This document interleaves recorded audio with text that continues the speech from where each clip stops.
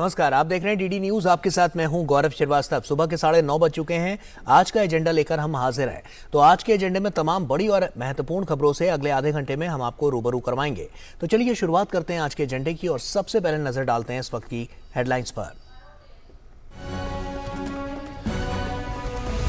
जम्मू के सिधरा इलाके में सुरक्षा बलों और आतंकियों के बीच हुई मुठभेड़ में 3 आतंकी ढेर। इलाके में सर्च ऑपरेशन जारी।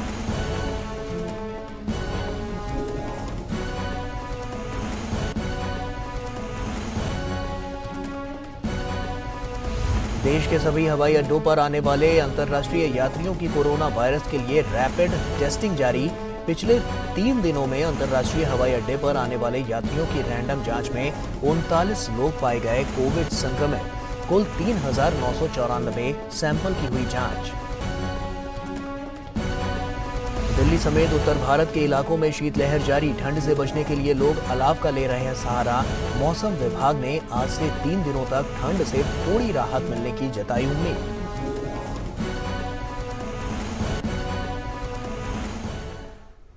और आइए आज के एजेंडे की शुरुआत करते हैं इस वक्त की बड़ी खबर के साथ। आपको बता दें कि जम्मू जिले के सिधरा इलाके में सुरक्षा बलों और आतंकियों के बीच मुठभेड़ हुई।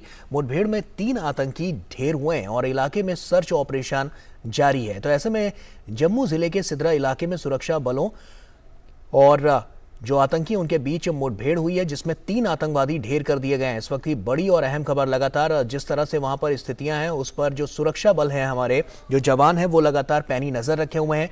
चप्पे चप्पे पर उनकी नजर है और इसी के लिए मद्देनजर देखते हुए जो आतंकवादी जो भी गतिरोध वहां पर देखने को मिले हैं, जो भी उनकी हलचल नजर आई है, उस पर ये एक बड़ी कामयाबी कह सकते हैं, एक बड़ी कार्रवाई की गई है और जिसमें 3 आतंकवादी ढेर कर दिए गए हैं।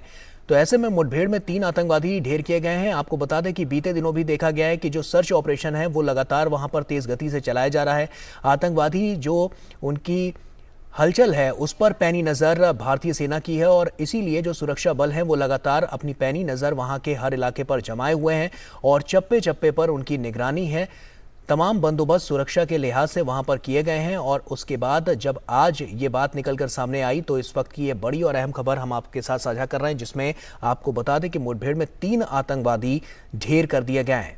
तो जम्मू कश्मीर के सिधरा मुठभेड़ में 3 आतंकी ढेर किए गए हैं। लगातार जो सर्च ऑपरेशन है वो चल रहा है और साथ ही साथ इसके तार कहां तक जुड़े हुए हैं इसको भी खंगालने की वहां पर कोशिश की जा रही है। आतंकवादी गतिविधियों को देखते हुए वहां पर लगातार सर्च ऑपरेशन बहुत तेज गति से जारी है और जिसके मद्देनजर अब ये बात निकलकर सामने आई है कि जो आतंकी हैं उनके बीच जो मुठभेड़ हुई सुरक्षा बलों के साथ, उसमें 3 आतंकवादी ढेर कर दिए गए।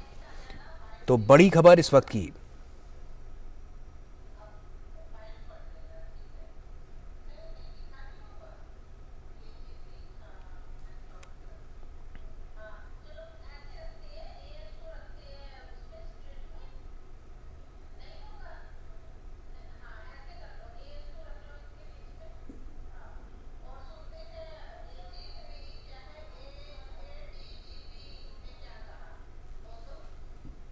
और आइए सुनते हैं एडीजीपी मुकेश सिंह ने क्या बताया है। 26 जनवरी के मद्देनजर हमने बॉर्डर सिक्योरिटी ग्रिड को अलर्ट किया हुआ था और आज सुबह एक ट्रक की मूवमेंट जो है अनयूजुअल दिखी हमें, उसका पीछा किया। जब ये सिधरा नाके पे पहुंचे तो उसको रोका गया और ड्राइवर को नीचे बुलाया गया। ड्राइवर नेचर्स कॉल के बहाने नीचे गया और वहाँ से भाग खड़ा हुआ और उसके बाद ट्रक की तलाशी शुरू की गई। ट्रक से के अंदर से जब तलाशी हो रही थी तो फायर आया, जिसका जवाब दिया गया। ड्राइवर एब्सकॉन्डिंग है, उसकी तलाश के लिए सभी एसएचओज को, सभी सिक्योरिटी फोर्सेस को मैसेज दे दिया गया है। और रमेश रैना हमारे सहयोगी हमारे साथ जुड़ रहे हैं। रमेश का रुख करते हैं। रमेश, एक बड़ी कामयाबी सुरक्षा बलों को यहाँ मिलती हुई नजर आई है, क्या जानकारी है आपके पास?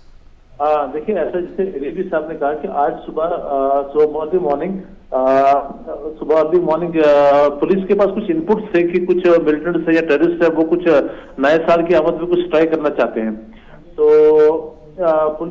सुबह एक पुलिस ने वहां नाके लगाए हुए थे, जो एक सिधरा का इलाका है, जम्मू से थोड़ा बाहरी इलाका है और कश्मीर को एक रास्ता जाता है पूरा ये। तो वहां पर उन्होंने कुछ नाके लगाए थे। वैसे भी जो नए साल की आमद पे सुरक्षा चौक चौबंद होती है, तो कुछ इनपुट थे पुलिस के पास, तो उन्होंने एक ट्रक का पीछा किया। वो कुछ अनयूजुअल मूवमेंट होते जैसे एडीबी साहब ने, मुकेश सिंह ने बताया, तो उसको उन्होंने पीछा किया। तो एक नाका वहां पर लगा था, सिदरा वहां पे एक पुल है, वहां पर गाड़ी को, ट्रक को रोका।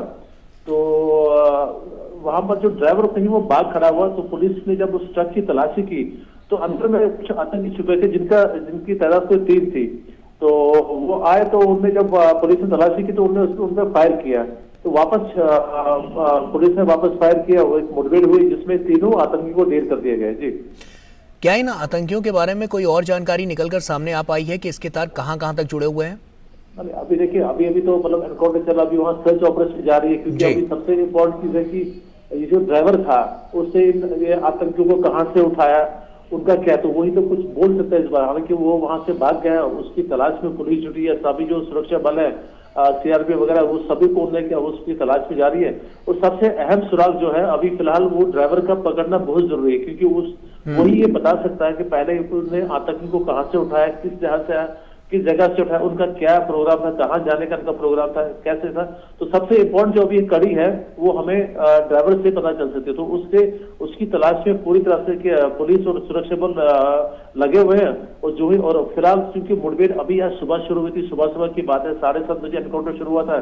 तो अभी उनकी जो दहशतगर्द जो मारे गए, टेररिस्ट जो मारे गए, उनकी अभी शिनाख्त भी करनी है, उनकी पहचान भी करनी है। उसके बाद मतलब जब थोड़ा दिन बढ़ जाएगा तो उसके बाद पता चल पाएगा कि मतलब आतंकी कौन थे, कहाँ से आए थे, कैसे आए थे, क्या घुसपैठ करके आए थे, या यहाँ से थे, उनके मतलब लोगों सपोर्ट क्या था, सारा कुछ पता चल जाए। क्योंकि अभी इम्पोर्टेंट अभी ये है कि अभी तो तलाशी अभियान है, पुलिस उसमें जुटी हुई है, मतलब एडीजी साहब वो सभी वहां पर जो बड़े बड़े अधिकारी पुलिस के वो वहां पर स्पॉट पे है जहां पर एनकाउंटर हुआ था, वो सभी वहां लगे हुए हैं। और मुझे लगता है कि 1-2 घंटे में शायद पुलिस की तरफ से या तो कुछ एक प्रेस कॉन्फ्रेंस हो जाएगी डीजीपी साहब की तरफ से, एडीजी साहब की तरफ से, उसमें उस बात का पूरा खुलासा हो जाएगा कि ये आतंकवादी कौन थे, इनका किस टेररिस्ट ग्रुप से इनका मतलब संबंध था। ये मतलब कुछ देर में जितना पता चल ही जाएगा। जी ठीक है रमेश, तमाम जानकारियों के लिए आपका बहुत बहुत शुक्रिया। आप नजर बनाकर रखिए, हम आगे भी आपसे अपडेट लेते रहेंगे। बहरहाल आपका बहुत बहुत शुक्रिया तमाम जानकारियों के लिए।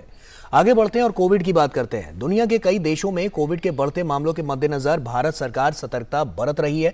सरकार ने 24 दिसंबर से हवाई अड्डों पर आने वाले अंतर्राष्ट्रीय यात्रियों के लिए कोरोना वायरस की रैंडम जांच शुरू कर दी है। जानकारी के मुताबिक पिछले 3 दिनों यानी 24 दिसंबर, 25 दिसंबर और 26 दिसंबर को एयरपोर्ट पर की गई जांच में 39 लोगों की रिपोर्ट पॉजिटिव पाई गई है। इन 3 दिनों में कुल 3,994 सैंपल की जांच की गई।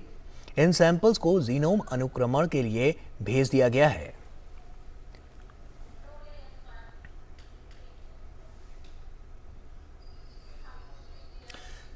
नीरज सिंह हमारे सहयोगी हमारे साथ जुड़ चुके हैं। नीरज का रुख करते हैं। नीरज, जैसा कि हमने देखा एक सफल अभियान मॉक ड्रिल के जरिए चलाया गया और उसके बाद साफ तौर पर क्योंकि अंतर्राष्ट्रीय जो फ्लाइट्स हैं, जैसा कि हमने देखा चीन में जो स्थितियां हैं, जापान में जो स्थितियां हैं, उनके मद्देनजर भारत में ऐसी स्थितियां ना हो इसके लिए तमाम दिशा निर्देश और एडवाइजरी पहले ही जारी कर दी गई है।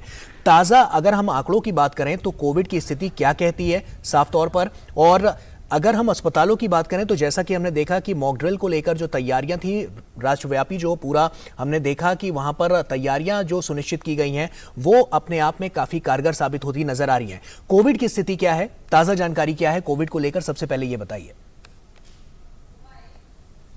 देखिए, बिल्कुल तैयारियां मुकम्मल हैं और आपने देखा भी है कि किस तरह से मॉक ड्रिल की गई थी और इस इंतजाम को परखा गया था कि अगर देश के अंदर कोविड की स्थिति पहले जैसी बनती है जो 2 साल और 1 साल पहले बनी थी, तो उस स्थिति से निपटने के लिए हम कितने तैयार हैं, क्योंकि ऑक्सीजन की उपलब्धता, वेंटिलेटर हमारे पास कितने हैं, इसके अलावा जो बेड हैं, आईसीयू बेड हैं वो कितने हैं, तो वो तमाम देश भर में मॉक ड्रिल करके उन इंतजामों का जायज़ा लिया और कह सकते हैं कि ज़्यादातर जगह जो तैयारियां हैं वो पूरी कर ली गई और प्रधानमंत्री खुद लगातार निगाह रखे हुए हैं।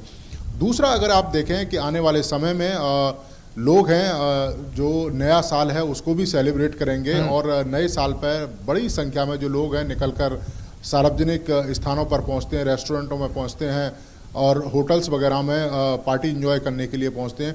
तो जो कोरोना है वो और ज़्यादा ना बढ़े और ज़्यादा ना फैले, उसको लेकर भी जो ध्यान है वो दिया जा रहा है। जो होटल जो मालिक हैं, रेस्टोरेंट के मालिक हैं, उनको ये कहा जा रहा है कि आप सोशल जो डिस्टेंस है ज़्यादा से ज़्यादा कोशिश करें कि जो कोरोना जो वायरस है उसका जो प्रसार है वो ना हो सके। तो उसको लेकर भी जो ध्यान लगातार रेस्टोरेंट मालिकों की तरफ से भी दिया जा रहा है।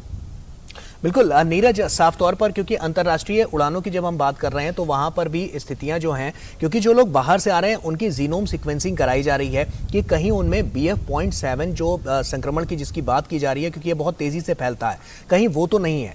और उसके अलावा तमाम पहलू पर पहले से ही सावधानी बरती जा रही है। तो ये माना जाए कि आने वाले समय के लिए हम पहले से तैयार हैं, और अगर इस तरह की स्थिति होती है तो इन सारी स्थितियों से निपटने के लिए हम पूरी तरह से मजबूती के साथ तैयार नजर आ रहे हैं। देखिए, बिल्कुल हम पहले से बेहतर स्थिति में हैं, और यही कारण है कि जब हमने मॉक ड्रिल की तो अपनी तमाम जो तैयारियां हैं उनको हमने परखा कि अगर जिस तरह की स्थिति चाइना में हो रही है या जापान में हो रही है, अगर वैसी ही स्थिति इंडिया के अंदर होती है तो हम कितने तैयार हैं। तो जो तैयारियां जो की गई वो पूरी तरह से मुकम्मल थी, और सभी ये कह सकते हैं कि चाहे ऑक्सीजन की अगर कमी होती है या दवाइयां हैं वो पर्याप्त मात्रा में मौजूद हैं, वेंटिलेटर हमारे पास मौजूद हैं, ICU बेड हमारे पास मौजूद हैं, बेडों की संख्या है वो देश भर में तमाम हॉस्पिटलों में पर्याप्त मात्रा में मौजूद है। तो हम किसी भी परिस्थिति का सामना करने के लिए तैयार हैं अगर कोविड का प्रसार देश के अंदर होता है। आपने देखा होगा कि प्रधानमंत्री लगातार जो बैठक है वो भी उन्होंने रिव्यू बैठक करी थी, दिशा निर्देश भी दिए थे। स्वास्थ्य मंत्रालय की तरफ से भी तमाम राज्यों को ये दिशा निर्देश दिए गए हैं कि कोरोना का जो प्रसार है वो ज़्यादा से ज़्यादा ना हो सके, उसके लिए एहतियाती जो कदम है वो राज्यों के द्वारा उठाए जाएं। लोगों को भी अवेयर किया जा रहा है कि वो जो मास्क है उसको पहन कर निकलें, कहीं ऐसा ना हो कि आप कोरोना का जो प्रसार है वो दूसरे लोगों में करें। तो ये तमाम एहतियाती कदम हैं जो लगातार सरकार लोगों को बता रही है, और इसके अलावा राज्यों को भी दिशा निर्देश दिए जा रहे हैं ताकि कोरोना का उस तरह का प्रभाव देखने को ना मिले जो पहले देखने को मिला था। नीरज, लेकिन सार्वजनिक जो स्थान है वहां पर हमने देखा कि जैसे क्रिसमस अभी बीता है, न्यू ईयर आने वाला है, तो ऐसे में जो तैयारियां हैं प्रशासन की तरफ से कितनी नजर आ रही हैं, क्योंकि वो कैसे लोगों तक ये मैसेज दोबारा से कन्वे कराना शुरू करेगी, क्योंकि जो मास्क है वो बहुत जरूरी था, 2 गज की दूरी, मास्क जरूरी, जैसा कि प्रधानमंत्री नरेंद्र मोदी ने कहा था, लेकिन मास्क छूटे भी अब समय हो चुका है। तो आज के दिन की अगर हम बात करें, क्योंकि न्यू ईयर भी सामने आ रहा है, लोग अपने घरों से बाहर निकल रहे हैं, सार्वजनिक स्थलों पर जा रहे हैं, तो वहां पर प्रशासन किस तरह की तैयारियां कर रहा है कि लोगों के बीच वो वापस से स्थिति पैदा ना हो पाए जो हमने पहले कोविड-1 के फेज में, कोविड-2 के फेज में देखी है? देखिए, अभी तक तो जो प्रशासन के द्वारा है वो लोगों को अवेयर किया जा रहा है और लोगों को बताया जा रहा है कि वो मास्क का जो प्रयोग है वो करें। हालांकि अभी अगर हम दिल्ली की बात करें तो दिल्ली में किसी तरह की गाइडलाइन अभी जारी नहीं की गई है। हालांकि स्वास्थ्य मंत्रालय के द्वारा दिल्ली सरकार से कहा गया है कि कोरोना का जो प्रसार है वो ज़्यादा ना हो सके, उसके लिए राज्य जो ज़रूरी कदम है वो राज्य उठाए। लेकिन अभी तक दिल्ली सरकार की तरफ से कोई गाइडलाइन जारी नहीं हुई है। लेकिन हाँ, इतना ज़रूर है कि लोगों को अवेयर करने के लिए जो केंद्रीय स्वास्थ्य मंत्रालय है वो लगातार कैंपेन भी कर रहा है, लगातार प्रचार प्रसार भी करता है।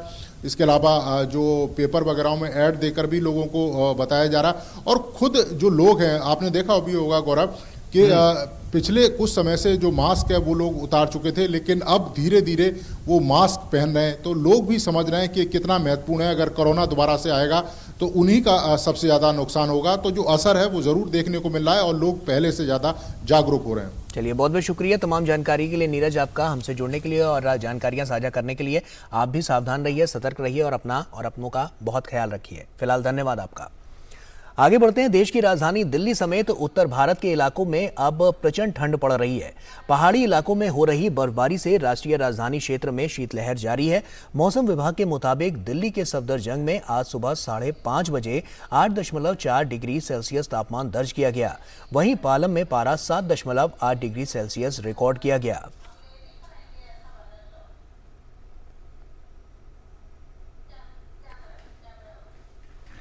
और उत्तर प्रदेश के मुरादाबाद में कड़ाके की ठंड पड़ रही है। शीतलहर ने भी अपना सितम बरकरार रखा है।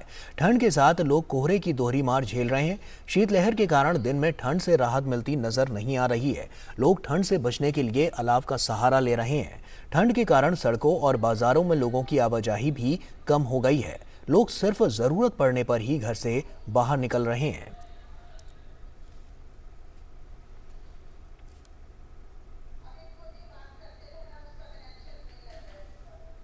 तो ऐसे में आपको बता दें कि ठंड का जो प्रकोप है वो लगातार देखने को मिल रहा है और ये जो तमाम राज्य हैं, चाहे हम बात उत्तर प्रदेश की कर लें, ये मुरादाबाद की तस्वीर हम आपको दिखा रहे हैं। इसके अलावा उत्तर प्रदेश की बात कर लें, दिल्ली एनसीआर की बात कर लें, उत्तराखंड की बात कर लें, हिमाचल की बात कर लें, तो जैसे जैसे जो पहाड़ी क्षेत्र हैं वहाँ पर जो बर्फ़ पड़ रही है उसके बाद से लगातार जो शीतलहर है वो काफ़ी तेज़ हो गई है। और दिल्ली एनसीआर समेत उत्तर भारत में जिस तरह की स्थितियां हैं वहाँ साफ तौर पर यह नज़र भी आ रहा है कि लोग इस ठंड से परेशान होते नज़र आ रहे हैं। तो कहीं ना कहीं जो विजिबिलिटी है वो भी कम हो गई है। लोगों को आवाजाही में भी काफ़ी परेशानियों का सामना करना पड़ रहा है। और इसी पर हमारे सहयोगी अभिषेक हमारे साथ जुड़ चुके हैं। तो ऐसे में आपको बता दें कि अभिषेक से संपर्क नहीं हो पाया है, लेकिन हम कोशिश करेंगे उनसे संपर्क साधने की। ऐसे में आपको बता दें ये तस्वीरें हम आपको जो दिखा रहे हैं वो मुरादाबाद की है। तो लोग जो हैं वो लगातार इससे परेशान होते नजर आ रहे हैं।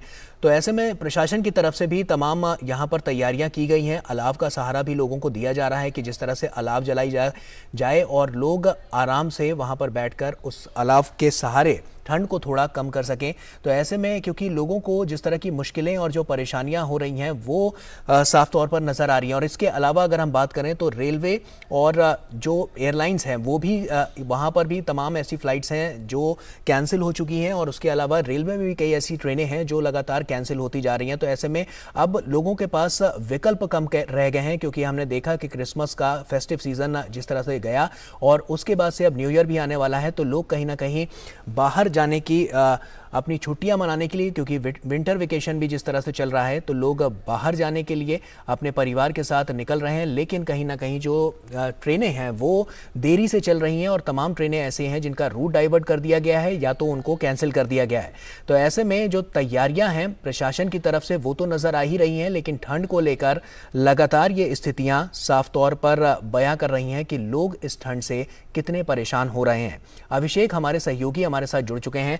अभिषेक, ठंड को लेकर जिस तरह की प्रशासन की तैयारियां हैं और साफ तौर पर ट्रेनों के संचालन में, क्योंकि हम जान रहे हैं कि विंटर वेकेशन जैसे आ गया है तो तमाम लोग ऐसे हैं जो छुट्टियां मनाने के लिए बाहर जा रहे हैं, तो सबसे पहली दिक्कत तो उनके सामने आ रही है कि उनको सही से टिकट नहीं मिल पा रहा, और दूसरी ये हो रही है कि ट्रेनें कैंसिल हो रही हैं। तो ऐसे में अब यात्रियों के पास किस तरह का विकल्प नजर आ रहा है कि अब यात्री क्या कर सकते हैं, प्रशासन ने किस तरह से तैयारियां की हैं इसको लेकर? माफ कीजिएगा गौरव, आपकी आवाज में सुन नहीं पाया, आप दोबारा से सवाल करेंगे? जी, मैं आपसे ये जानना चाहता हूं कि जो ट्रेनें कैंसिल हो रही हैं इस ठंड की वजह से, तो यात्रियों के पास क्या विकल्प बच रहा है अब? बिल्कुल गौरव, देखिए यात्रियों की अगर बात करें तो ट्रेन के अंदर कैंसिलेशन की जो सुविधा है वो बिल्कुल वैसे ही बरकरार है। और फिलहाल 3-4 दिन का अगर बैकलॉग की बात करें, जो ट्रेन देर से चल रही थी, तो आज जिस तरीके से मौसम आप देख रहे हैं कि विजिबिलिटी बिल्कुल क्लियर है, ट्रेनों की जो आवाज आई है वो बिल्कुल क्लियर है, चाहे पैसेंजर ट्रेन हो, मेल एक्सप्रेस ट्रेन हो, वो सब कुछ की जो आवाज आई है बिल्कुल समय पर है। और सुबह से तकरीबन 6 बजे से हम लोग यहाँ पर मौजूद हैं और मैं यहाँ पे देख रहा हूँ जो भी ट्रेन है वो बिल्कुल अपने निर्धारित समय पर यानी कि टाइम टेबल पे चल रही है।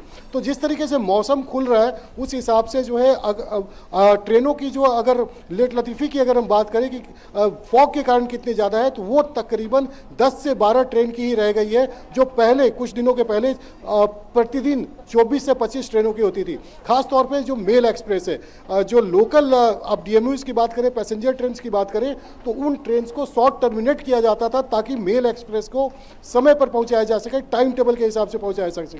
जहां तक पैसेंजर्स की बात है तो पैसेंजर्स के लिए यहां पर रेलवे ने नई दिल्ली चूंकि एक व्यस्तम रेलवे स्टेशन है, यहां पर एक जो है हेल्प डेस्क भी बना रखा है कि कौन सी ट्रेन लेट आ रही है, एक हेल्पलाइन नंबर भी जारी कर रखा है। और साथ साथ जो रेलवे प्रशासन की ओर से पैसेंजर्स के लिए जो ठंड से बचने के लिए जो एहतियातन कदम है वो सारे कुछ उठाए गए हैं। और कैंसिलेशन जिस तरीके से नॉर्मल प्रक्रिया है, अगर किसी को ट्रेन की टिकट के लिए कैंसिलेशन कराना तो उसी तरीके से जारी है। गौरव, अभिषेक, आप नई दिल्ली रेलवे स्टेशन पर मौजूद हैं, आपने वहां पर यात्रियों से भी बात की होगी।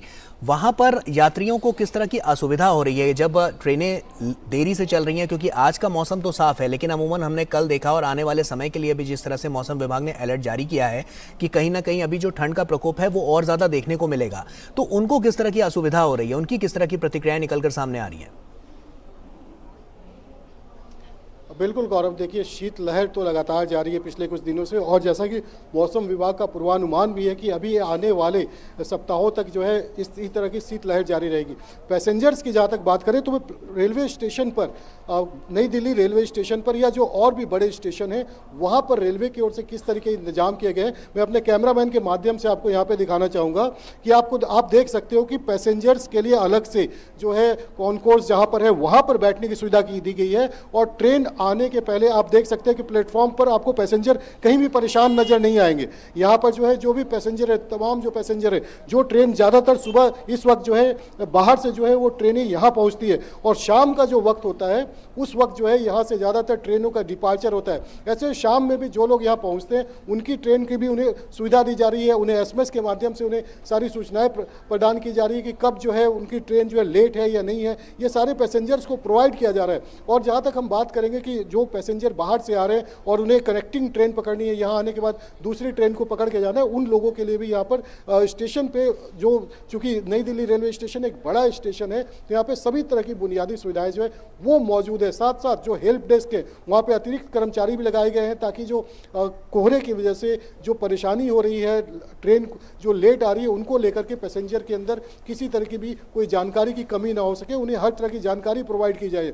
लेकिन चूंकि शीत लहर है और दिल्ली में भी आप देख सकते हैं कि जिस तरीके से कड़ाके की ठंड पड़ रही है, जहाँ पे कुछ दिनों पहले 4 डिग्री तक टेम्परेचर चला गया था, वहीं आज थोड़ी राहत की खबर जरूर है कि 8 डिग्री है, और अब जैसे जैसे दिन बढ़ता जा रहा है टेम्परेचर में भी इजाफा हो रहा है। लेकिन आने वाले दिनों में भी जिस तरीके से कोहरे को लेकर के और शीत लहर को लेकर के रेलवे पूरी प्रिकॉशन जो है वो लेके चल रही है। लेकिन रेलवे का ये कहना है कि जहाँ पर कि ट्रेनें, चूँकि इस रूट पे ट्रैफिक बहुत ज़्यादा है, एक के पीछे एक ट्रेन चलती है, तो ऐसे में फॉग जहाँ भी ज़्यादा होगा 1000 किलोमीटर के रेडियस के अंदर उत्तर भारत में, वहाँ पर जो है एहतियात पहले बरता जाएगा, स्पीड जो है उस पर कंट्रोल रखा जाएगा, क्योंकि यात्रियों की सुरक्षा जो है वो उसको प्राथमिकता दी जाएगी, न कि ट्रेन अगर देर भी होती है तो कोई बात नहीं, दुर्घटना से देर भली। रेलवे इसी फॉर्मूले को लेकर आगे चल रहा है गौरव। चलिए, तो आप भी अपना बहुत ख्याल रखिए, ठंड से बचिए, क्योंकि साफ तौर पर रेलवे तो यहाँ पर अपना तमाम सावधानियां बरत ही रहा है। तो ऐसे में यात्रियों को जो असुविधा ना हो, इसके लिए भी रेलवे ने तमाम तैयारियां यहाँ पर कर रही हैं। और अभिषेक सिंह, जो कि हमारे सहयोगी हमारे साथ वहाँ से जुड़े हुए थे नई दिल्ली रेलवे स्टेशन से, वो लगातार पल पल की अपडेट हम तक पहुँचा रहे थे। अभिषेक, आपका बहुत बहुत शुक्रिया तमाम जानकारियाँ हमसे साझा करने के लिए। और इसी के साथ आज के एजेंडे में फिलहाल अभी के लिए इतना ही। आप बने रहिए DD न्यूज़ के साथ। नमस्कार।